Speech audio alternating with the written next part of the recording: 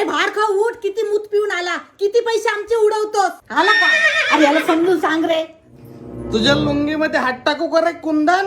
अरे नंदन, नंदन काय नुसता घरच्यांचा पैसा अडवत असतो. पैसा कसा कमवतो माहिती का मला?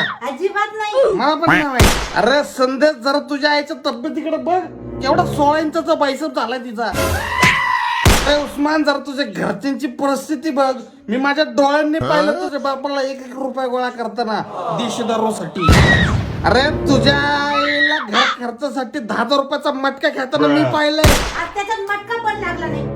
ऐक बे. कशाला लागतो रे तुला रोजचा वायफळ खर्च?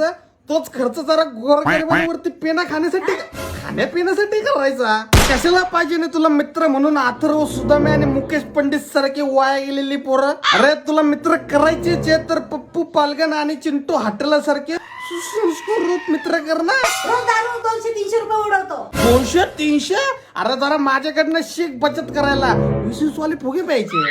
अरे तुझ्या आई वडिलांनी तुझ्या शिक्षणासाठी काय चुचुके मोजलेत का? पैसा घातलाय पैसा, आणि तू त्यांचा पैसा वाया घालतो. अरे तू जर असंच वागत राहिला तर तू मला मित्र म्हणून मेला. मी त्याला सगळं समजून सांगितलंय. आता तू उद्यापासून पैसे मागणार.